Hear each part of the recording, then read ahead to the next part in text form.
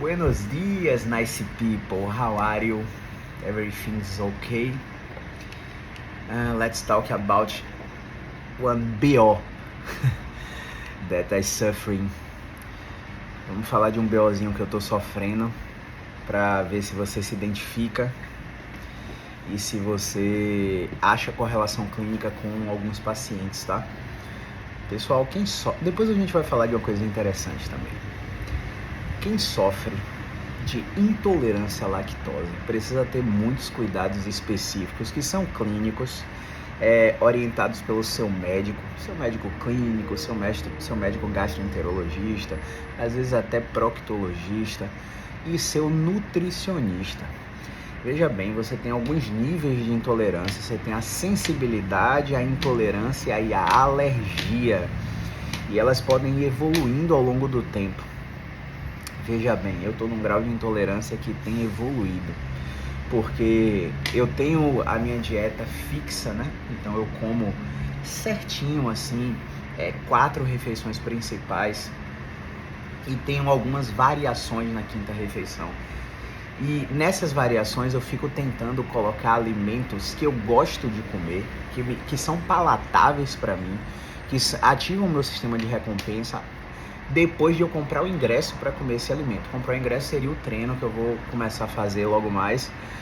E eu gosto dessa questão do comprar ingresso porque às vezes você vê como refeição livre, então o que é que intuitivamente seu sistema de crenças centrais, a parte do iceberg que o navegador não vê porque está submersa, envia para você? Que tipo de mensagem? De que as outras refeições são uma prisão. Faz sentido?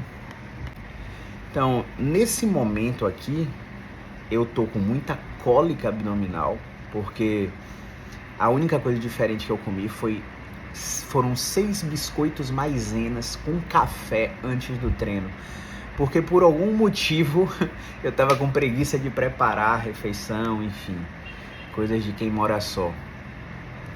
E foi a única coisa que eu comi diferente. Eu tô com muita cólica há 3 dias, eu tive diarreia agora que as coisas estão começando a melhorar.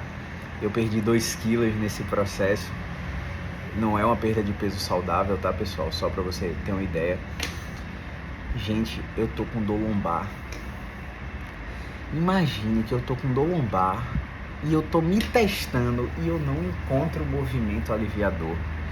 Meu Deus do céu, não prega essa peça comigo. Não é possível que eu cuido de tanta gente, encontro movimento aliviador em tanta gente, e comigo eu não encontro esse diacho desse movimento, não prega essa peça. E aí eu paro, espero 2 dias, retesto e nada de encontrar movimento aliviador. Então eu tenho um diagnóstico completamente inconclusivo, e esse diagnóstico inconclusivo ele tem uma evolução bem reservada, assim, varia de 1 a 2 anos para melhorar. Isso quer dizer que eu vou melhorar com 2 anos? Não. Eu estou na primeira semana de dor lombar, até a 6ª, 8ª semana eu tenho um índice muito favorável de evolução espontânea, então por isso eu não me desespero, por isso eu não vou para emergência, por isso eu não procuro exame de imagem para encontrar minhas hérnias de disco, porque sim, eu tenho hérnia de disco, apesar de você me ver fazendo agachamento com 80 quilos, fazendo leg press com 200 quilos, fazendo terra stiff com 180 quilos, eu tenho hérnia de disco sim, e isso não é um fator limitador. Então eu queria compartilhar com vocês esse caso, porque muitas vezes o fisioterapeuta acha que ele só precisa avaliar o paciente biomecanicamente, patoanatomicamente, cinesiopatologicamente. E se você é fisioterapeuta, você entendeu o que eu estou dizendo agora. Se você é leigo, eu quero que você entenda apenas que esse tipo de avaliação tem um viés estrutural muito grande. Os fisioterapeutas acham que porque você tem um movimento errado, ele precisa ser corrigido, que porque o padrão biomecânico não está adequado baseado no que é comum, você tem algo a ser corrigido, ou que a alteração na estrutura, como hérnia de disco, degeneração, precisa ser corrigida com intervenção cirúrgica, precisa ser corrigida com algum programa de fortalecimento, e isso melhoraria a dor, e a gente já sabe que para dor crônica isso não funciona.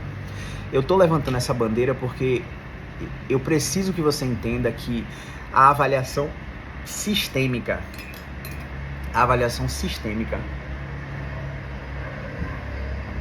das condições orgânicas e das comorbidades dos pacientes precisam ser questionadas para gerar uma sensação de experiência de avaliação. E essa experiência de avaliação vai fazer com que o paciente se sinta como se ele nunca fosse tão bem avaliado antes.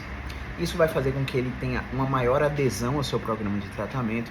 Isso vai fazer com que você tenha mais credibilidade, porque de fato investigou a vida do paciente.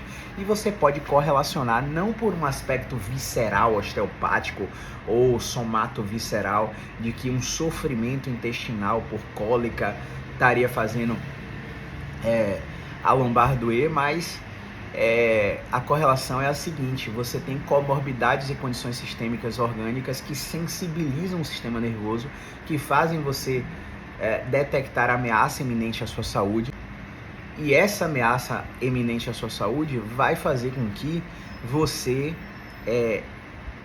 tenha um fenômeno de borramento, não diretamente proporcional, tá? Boron phenomenon. O fenômeno de borramento é como se uma área do cérebro ficasse borrada, justamente aquela área que representa a área que você tem dor. Então, vamos dividir o cérebro em várias partes e entender que cada parte do cérebro comanda uma parte do corpo, enquanto sua representação no córtex. Então, se eu estou com a dor na coxa, fatalmente eu vou adotar um comportamento de hipervigilância e eu vou ter um fenômeno de borramento que vai alterar minha percepção cognitiva da dor na coxa. E essa hipervigilância vai ampliar essa área de representação e o corpo meio que esquece das outras áreas, o cérebro meio que esquece das outras áreas, e esse esquecimento vai fazer com que você dê mais atenção à área da dor. E o que é o foco? O foco nada mais é do que a atenção plena em uma única coisa. É basicamente isso que o seu cérebro está fazendo para perpetuar a dor. Por que a lombar? Por que a coxa? Porque por algum motivo, alguma experiência prévia, assimilada ou não, você, em uma fase da vida, entendeu que aquela área do seu corpo era frágil. Isso é muito comum em pacientes que tiveram fraturas. Né, pacientes que tiveram fraturas de quadril a longa data, fizeram pós-operatório, estão 100% recuperados, eles adotam pensamentos automáticos de que aquela região, por ter passado por intervenção cirúrgica, ela é mais frágil que as outras áreas do corpo. Então toda vez que o cérebro sensibiliza, o sistema nervoso sensibiliza, ele detecta ameaça naquela área, porque usou, porque andou, porque agachou, porque fez impacto naquela área, e o cérebro vai lá e desencadeia a memória de dor, mesmo sem você ter lesão. Então, na formação B-Expert, assim como na formação Spine e na formação LBP, eu ensino o passo a passo da avaliação musculoesquelética com a sistematização das condições orgânicas, para que você entenda as relações metaméricas de, por exemplo, eu tenho um fígado com hemangioma, com esteatose hepática grau 4, o médico prescreveu uma medicação e do nada eu começo a apresentar dor abdominal, eu sei que eu tenho aquela alteração, ela não necessariamente geraria dor abdominal, mas se o seu sistema nervoso está sensibilizado, você começa a ter dor abdominal. O fígado é inervado por um nervo chamado esplênico maior que sai da coluna torácica. Então, do nada você apresenta dor torácica e acha que não tem correlação. E todas essas detecções de ameaça sensibilizam ainda mais o seu sistema de alerta, que é o sistema de proteção chamado dor, e essa dor aparece para te mostrar que tem algo errado. E aí você vai cometer o erro que 99% dos pacientes cometem, que é procurar um especialista. Quando você procura o especialista, você só recebe o que o especialista tem para dar. Mas quando você procura o clínico vai identificar o seu problema para entender para onde você tem que ir em relação ao tratamento. Então, se o tratamento não for com o clínico, ele vai te encaminhar. Mas na maioria das vezes, o especialista não sabe identificar que o tratamento não é para a intervenção que ele é especialista. E aí ele acaba te vendendo um tratamento que não surte efeito. Por quê? 90% dos profissionais, 95%, não tem letramento científico para identificar que uma pesquisa clínica torna a intervenção dele eficaz. Eu sei que essa conversa está sendo um pouco técnica, um pouco sofisticada para você que é leigo, mas basicamente eu quero que você entenda que tudo interfere na sua dor. Tudo interfere na sua dor. E porque eu fiz uma coisa de cada vez, ou seja, eu coloquei esse diabo dessa maisena no café por ter praticidade para ir para o meu treino, eu sei que a única coisa diferente que entrou no meu sistema orgânico foi ela. Então, não que ela tenha a causa da minha dor, mas que ela gerou um fator de sensibilização e que ela pode sim estar associada à minha dor. Então eu sei que eu não posso mais colocar esse estímulo dentro do sistema.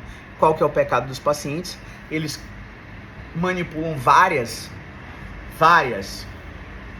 variáveis, muitas variáveis ao mesmo tempo. Pô, eu coloquei a maisena, mas eu fiz uma atividade física nova, mas eu coloquei um remédio novo, mas eu corri 10 km sem ter tido capacidade, porque eu só estava treinado para 5 km, aí corri 10 km também. Eu dobrei a coluna demais, fiquei sentado o tempo todo hoje no consultório. Então, o paciente ele tem vários fatores associados e são fatores de confusão. Então, eu preciso que você, como profissional da saúde, seja médico, fisioterapeuta, educador físico, enfermeiro, entenda que múltiplas informações influenciam na dor e eu preciso que você esteja atento para individualizar o seu cuidado, para especificar o seu cuidado e para orientar uma variável de cada vez para a mudança de estilo de vida, para perceber o que de fato funciona para o seu paciente.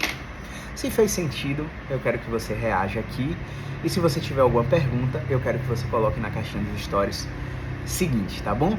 Grande abraço, que Deus abençoe seu dia. Vamos para mais um dia inesquecível de atendimentos, cuidando de pessoas com dor crônica. Muito obrigado pela confiança em todos que me assistem aqui e aos pacientes que comparecem diariamente ao consultório.